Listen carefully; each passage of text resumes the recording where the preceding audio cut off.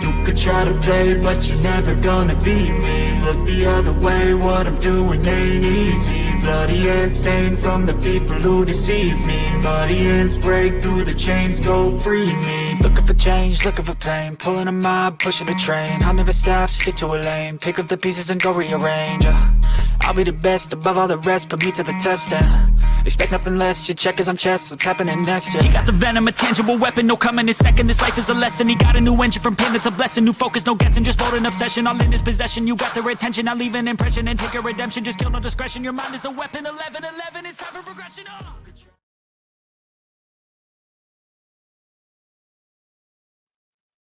G'day everyone, welcome back to Starseeds and Patriots of Down Under.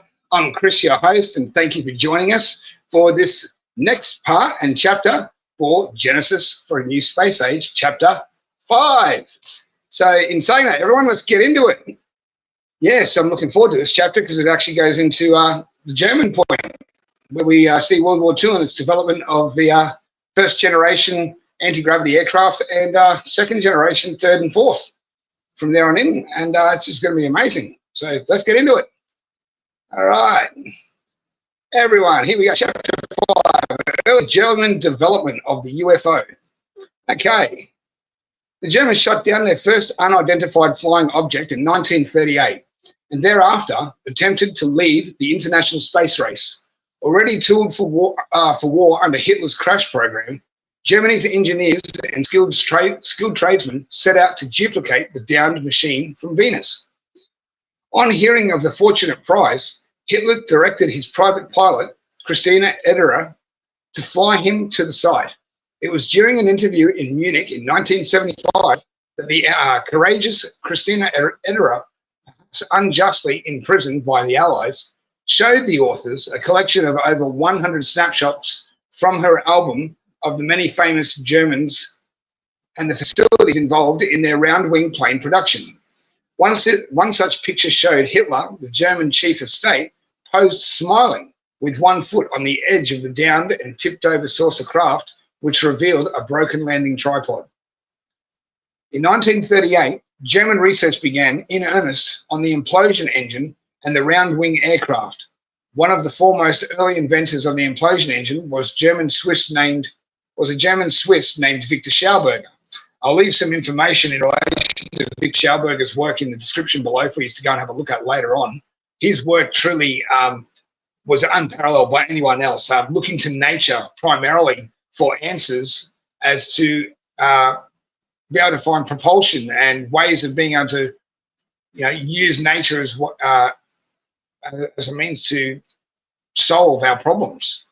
And he was able to, do that. But as it says here, that Victor Schauberger, went to work full time on the project. That is true, but he went against his will. He was taken by the SS Nazi Party against his will to work for them to solve their projects. He never went willingly.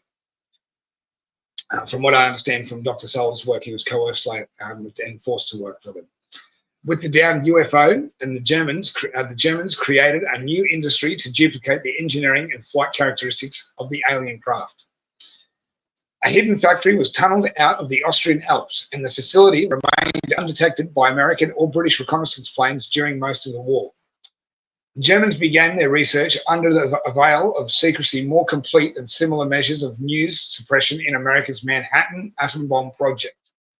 In Germany, death was the penalty for an unguarded tongue, and only a release from the Führer himself permitted a worker to return to the outside world once he was taken to one of the hidden factories.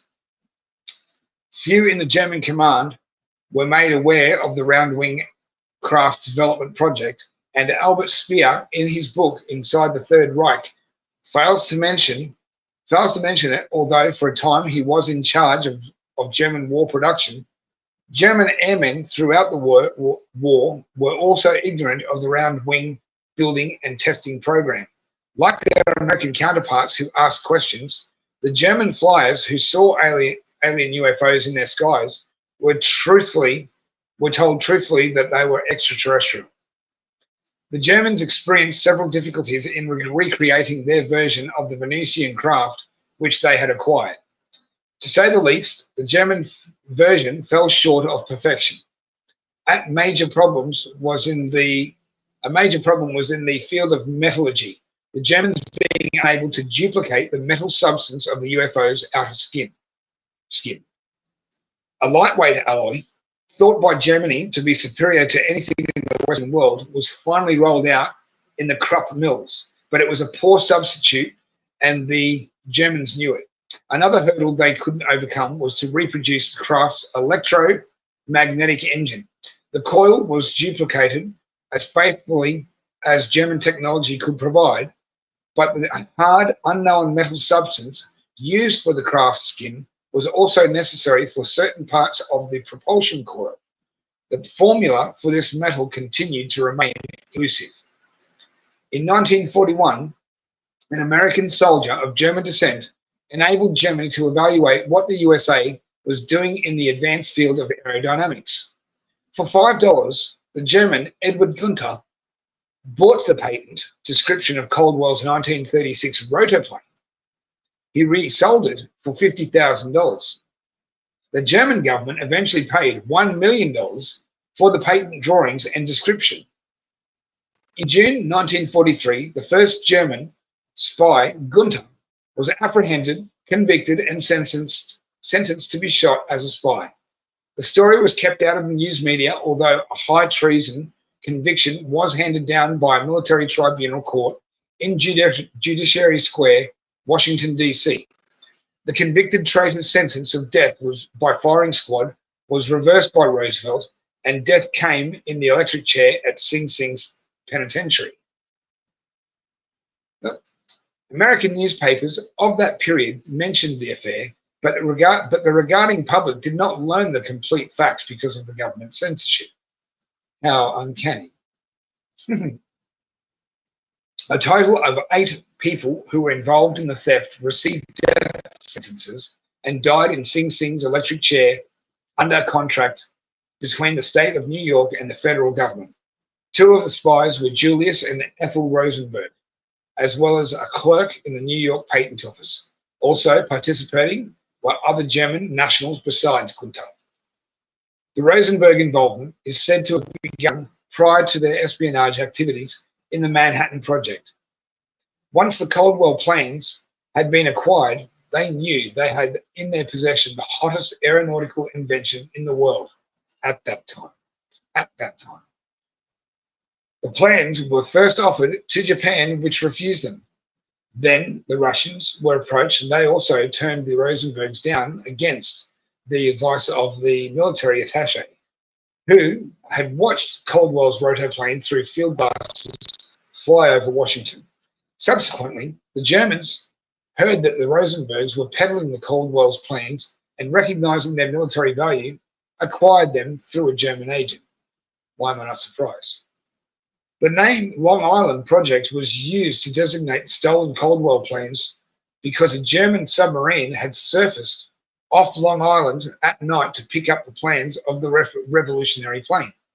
Within 10 months, the Germans had made and flown their own version of Caldwell's rotoplane.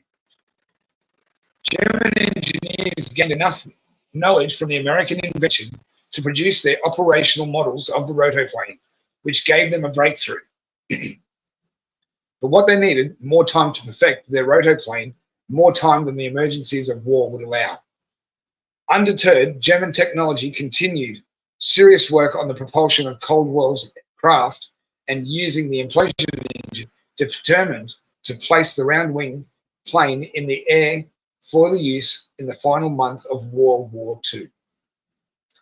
The Germans finally produced a design prototype combining the alien UFO and the stolen American patent of Caldwell's. In 1942, Adolf Hitler gave orders to those in charge of research and production to produce an airworthy round-wing plane by 1943. In March of that year, in compliance with the Führer's orders, the country's first Earthman version of a full-size round-wing spacecraft was wheeled out for testing. The craft could be best described as resembling a spoked wheel, like Caldwell's rotoplane, with spokes actually being adjustable fins which moved from horizontal to vertical position. In the center of the wheel was a rounded hub for Schauberger's implosion motor, over which the craft's operator sat. The whole operation from a distance somewhat resembled a bowler hat with a wide brim. One of these three occupants of that craft was interviewed by us in America, and the story of the ensuing test flight corroborated by him. Uncertainty dominated by the takeoff. The three occupants were strapped into heavily cushioned interior, and the craft was catapulted into the air. The machine was then taken to an altitude of over 10,000 feet. However, the first German UFO pilots were disappointed in its lack of speed and maneuverability. Shortly after, their disappointment turned to fear. In addition to ground observers who tracked the craft and accompanying conventional chase aircraft, the Germans suddenly became aware of another presence above them, an aerial craft, similar in design to their own. After determining the position of the alien craft, occupants of the German plane round plane, realized that they were locked in the power of the plane above them. The German pilot tried to then take evasive action and change his craft's position, but was helpless to do so. This strange celestial experience thoroughly bewildered the young Germans. Then, as they sat in the quandary, a voice came over their radio in perfect German. "Don't be afraid, we are here to help you." The voice introduced itself as Venusian, from Venus, and stated that his people had watched German progress since the day that they disabled a Venusian craft and had been taken by the Germans in 1938. "I'm here to instruct you," the voice told them, "and to get you back safely to Earth, which you would never make without our help. We are, at present, holding you safely in our tractor beam, which is an embodiment of the magnetic principle you are trying to unravel." He then explained that as superior as the ship's metal alloy was, it was unsuitable. The alloy would burn under the friction of re-entry from space into Earth's atmosphere. He explained that the metal was still too heavy and subject to deterioration from stress. Also, he said, your propulsion must be changed. German engineers had tried to reproduce the Venusian magnetic coil, but rejected it in favor of the more conventional implosion engine when the magnetic coil failed to provide controlled lift. The stranger knew of this failure, and he told them that before they again used a magnetic core, their metallurgists must produce a metal that would be magnetized only at those precise times in which a low voltage was passed through the coil. Whereas, he continued, in the earlier prototype, which you abandoned, the magnetic field was sustained for a time after current was turned off, and the craft, therefore, failed to respond immediately to your control. Without such a change in your power core, your craft will always have propulsion difficulties regardless of design. The alien spaceman from Venus addressed the young Germans in perfect calm. Free electromagnetic energy is the agent that holds our solar system in place. This force can also take manned vehicles into space faster and more quietly than the conventional petrochemical or new solid fuels derived from the Earth. Someday, your costly Earth fuels will be depleted, but the free energy of the planets is everlasting. The stranger admonished the Germans. You Earth people don't fully understand the cosmic marvel of this energy of which I speak. I repeat, it is free to all who seek it and is a gift from the Supreme Being or Godhead, Creator. Harness this basic force for peaceful purposes and it will become your servant, as it has become the servant of other planets for millions of years. Harness it for war and you can no longer count on our cooperation or tolerance. The Germans were asked to cut their power and rely on his spaceship above, and thus locked onto the UFO's magnetic field. The Germans would be lowered safely. Otherwise, he cautioned, you will crash, and all of you will be killed. Trust us, he continued. They obviously knew from their own trial and errors. I promise that we will appear before your engineers and engineers and teach them how to make these improvements to your craft. Your time is short. For the present, there should be no delay. Now let me tell you of the future. I shall meet two of you again in America when Germany and the US, now at war, are once more friends. This obviously leads into the 1950s with Eisenhower's interaction with these benevolent beings. He had one of two interactions he had two interactions with two different beings at two Air Force bases that Dr. Salla has covered quite extensively. But this would also go into William Tompkins as well, confirming and validating that several Germans, including Maria Orsic at the time during the 1950s, had actually started working for the OSS, the Office of Strategic Services, which is now the CIA, I believe. Okay, where was I? I promised, yes, as I said, and okay. The spaceman said farewell. His final message was to prove prophetic. The space stranger told two of the German plane occupants that they would be involved in America's space program after the war. To the third occupant, he foretold that he would remain in Germany and would continue his work there. The German flyers were debriefed on landing. Observing ground forces had seen the two ships descend as though connected by an invisible beam, whereupon the upper alien ship took off.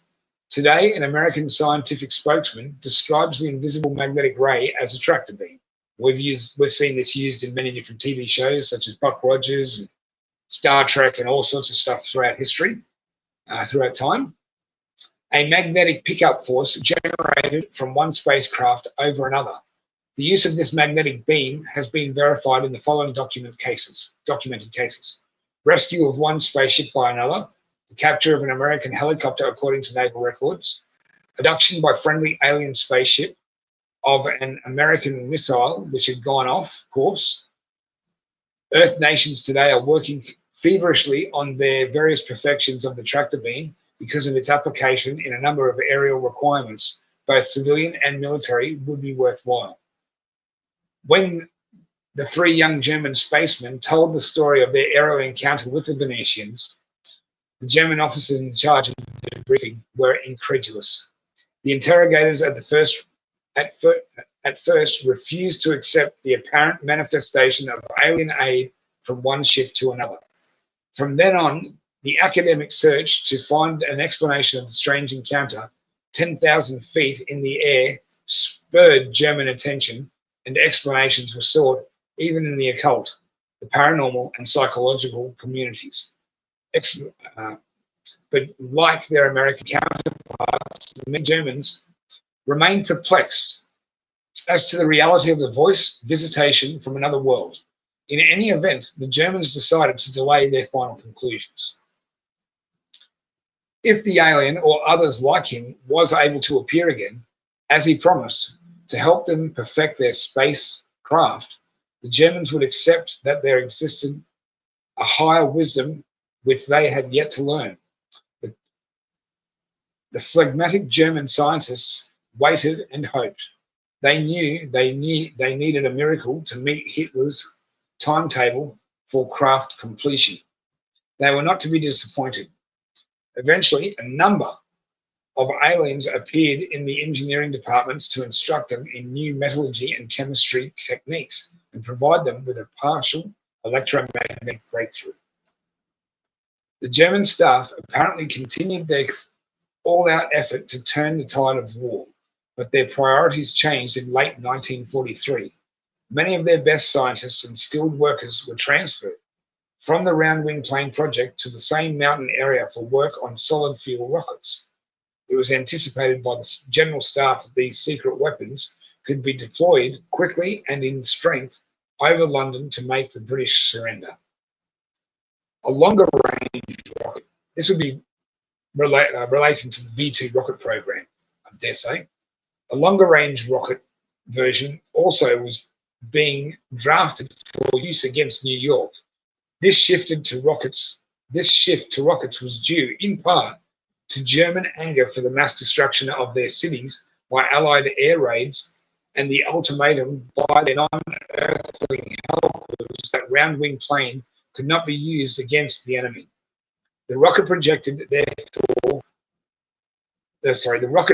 therefore delayed German deployment of the round-wing plane by 6 months. So German industry at that time switched to the quickly mass-produced rockets with conventional warheads, as opposed to overcoming engineering deficiencies in their round-wing plane. Recent evidence from captured German records suggests that the round-wing plane project also was deferred for other reasons.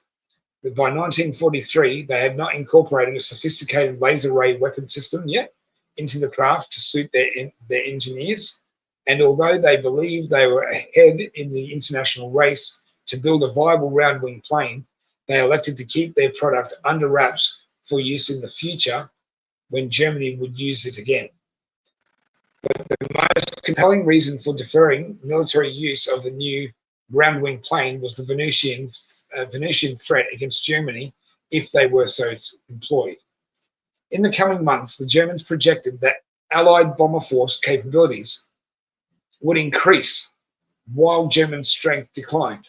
The German Air Force already knew the value of the round-wing plane and how space weaponry in the form of laser rays could be used in conjunction with it. This would be directed energy weapons that they're talking about, what we call directed energy weapons today.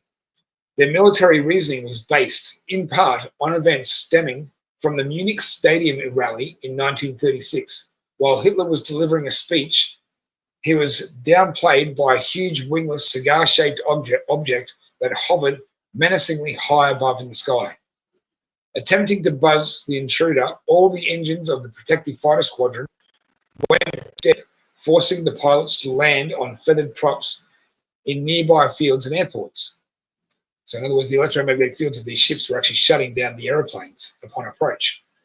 A beam from the UFO, witnesses interviewed by the author, had disabled each of the German airplanes. Okay, so obviously they detected their intentions as being hostile and they disabled their aircraft intentionally. Okay, that's different from what I was just saying about the electromagnetic field. They actually used a non-lethal directed energy weapon that just shut down their planes, knowing that the pilots themselves would be able to glide them back to the ground and land safely. So in other words, if they wanted to kill us, they would have. Okay. As I said, it had disabled each of the German airplanes. Hence, 7 years later in 1943, German scientists were mindful of the Venusian threats, and also that without advanced space-age weaponry to fight enemy marauders, the secret of their round-wing plane should be kept under wraps. As promised, the aliens ventured to help them in their revised plans, but only in a limited way. Mass production of their new plane and new weaponry, therefore, would be delayed till that particular period when it could properly take its place in Adolf Hitler's grand scheme to continue the Third Reich and pursue his conquest of the world. That period was not far off, and of its dawning, the Allies were totally unaware. Early in 1944, Germans in the environs of environment of one underground Austrian round-wing plant saw the saucer gradually disappear from the skies above, as did the piercing humming noises associated with the craft. Large trucks moved out the machinery as well as two unfinished craft, and the mountain forests were returned, in part to their primeval solitude. In the 5 years of German effort to duplicate an alien spacecraft, they had made several significant breakthroughs, combining alien technology and Cold War treatment.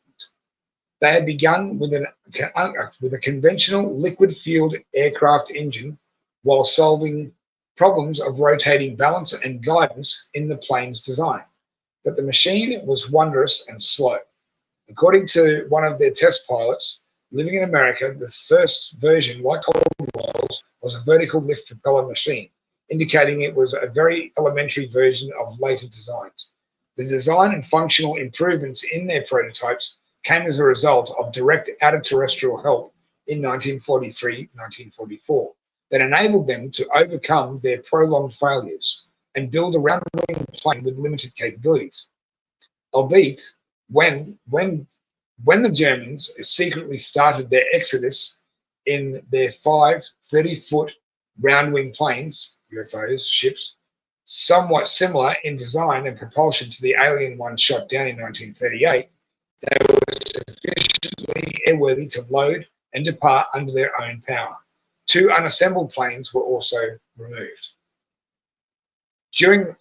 We've heard later on that some of these unassembled ones were actually later moved in large, extra large U-boats from Germany to Antarctica to base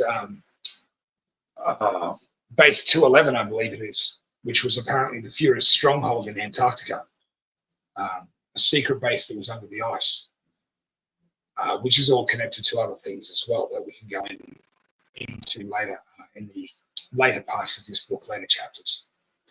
During the closing years of the war, entire German factories mysteriously disappeared. When the Allies accepted the surrender of Germany from the substitute leaders, the former enemy had already removed to unknown regions of the world those round-wing plants that were to enable them to continue research and production undetected by the victors of World War II. So it's just saying. Of course, along with the UFO factories, standing orders had been issued that scientists, engineers, and personnel who had worked on that latter UFO program would also be sent abroad with the secret shipments of UFO manufacturing paraphernalia. Thus, thousands of such German experts were swallowed into a natural refuge with their allies never surmised, which the allies never surmised was in existence, and which will be described later. American and British intelligence units had deciphered the German round-wing riddle prior to the surrender, and it only remained for those teams to seek out the evidence of German production. Working on slim leads, the Western powers uncovered what remained of German UFO plants and personnel. Meanwhile, the Russians concentrated their search on the rocket factories. In all, the Russians forcibly removed over 3,000 German science and technical experts in rocketry. So Operation Paperclip was not the only one where they had removed Germans from Germany and taken them to the US. With this inflow of German brains and industrial resources, the Soviets acquired the post-war lead in the field of manned rocket flight. Hence the reason why they were so far ahead in early rocket programs. The English-speaking Allies would assess German accomplishments by sifting through reams of top-secret German files and transporting German round-wing machinery to Canada and Great Britain for examination. They would also enlist the help of 183 German round-wing plane technicians brought to North America after the war on a voluntary contract basis, and 100 other German experts under Wernher von Braun to work on missiles and rockets. For those of you who don't know who Wernher von Braun was, he was the head and leader within the rocket program, the Saturn V rocket program that took our men to the moon, so-called. Okay.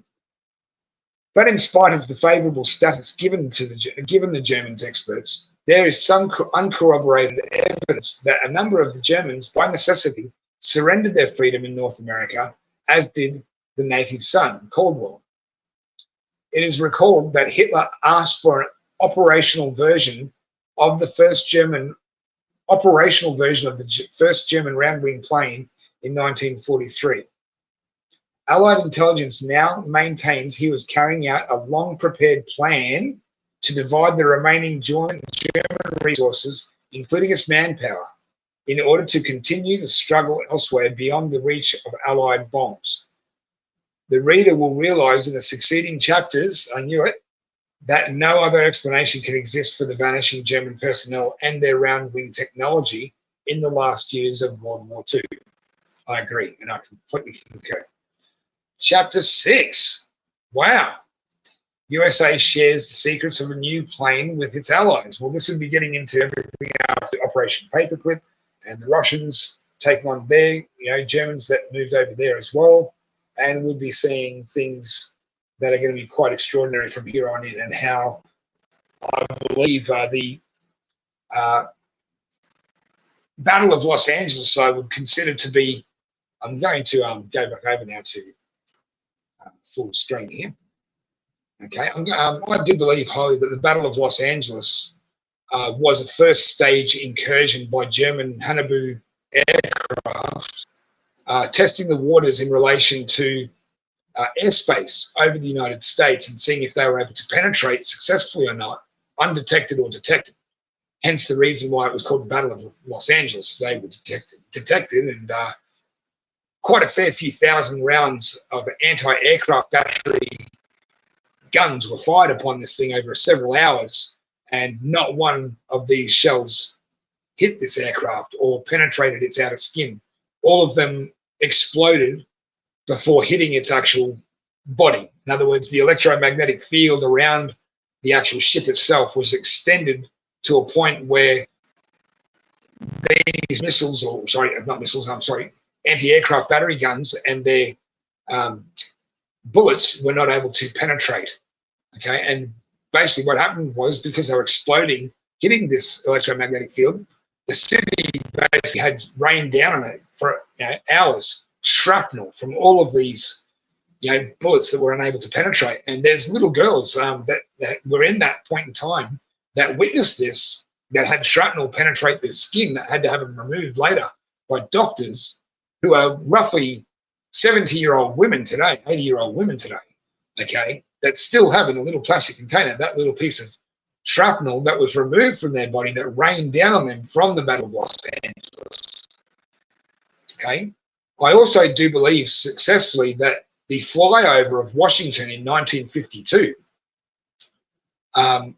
with the 9 aircraft that flew over the Capitol building, was a successful penetration of airspace over Washington, D.C. by the Third Reich, who by that stage had perfected their electromagnetic coils and electromagnetic gravitic anti-gravity propulsion systems to fly a fleet, 9 ships over Washington, D.C. successfully. And I do believe highly that that was the day that the US, due to its infiltration successfully also through Operation Paperclip, Hitler's long-term plan, I do believe that that day in 1952 with the flyover was the day that the United States did surrender to the Fourth Reich and has been under communist control ever since, and has extended its control pretty much to every country around the world. We are under fascist communist rule, people, and that is no doubt in my mind. And if you agree with me, please leave comments below. I'd love to hear your thoughts on this. This has been truly fascinating to read now, getting into the later chapters. I think we're also going to be finding later in chapters, I think roughly about 7 and 8, we'll see that the Germans did make it to base 211 in Antarctica and make contact with inner Earth groups. There is several photos that I have that I was able to get in relation to a final telegram that was sent to a specific general or admiral, I think it was, in Germany from inner Earth, before they left Antarctica or after they left Antarctica. I'm not sure. I can't remember exactly. I'll have to get the details for you. But this telegram was received saying that they'd made contact with inner Earth and they weren't allowed to leave, but they weren't prisoners either. Okay?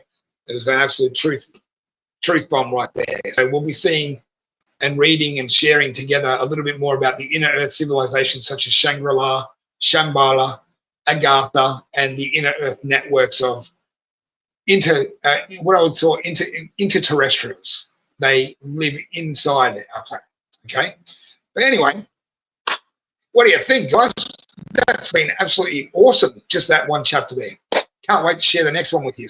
But in saying that, everyone, I've got to say goodbye for the time being. I've got a lot to do today, and I'm going to love you and leave you. Until next time, everyone, this is Chris signing out.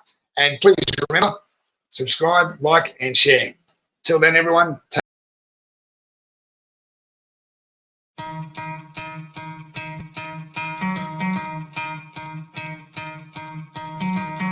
try to play, but you're never gonna beat me. Look the other way, what I'm doing ain't easy. Bloody hands stained from the people who deceive me. Muddy hands break through the chains, go free me. Looking for change, looking for pain, pulling a mob, pushing a train. I'll never stop, stick to a lane, pick up the pieces and go rearrange. I'll be the best above all the rest, put me to the test and expect nothing less. Your check is I'm chest, what's happening next? Yeah. He got the venom, a tangible weapon, no coming in second. This life is a lesson. He got a new engine from pain, it's a blessing. New focus, no guessing, just wrote an obsession. All in his possession, you got their attention. I'll leave an impression and take your redemption. Just kill no discretion, your mind is a weapon. 11-11, it's time for progression. Oh.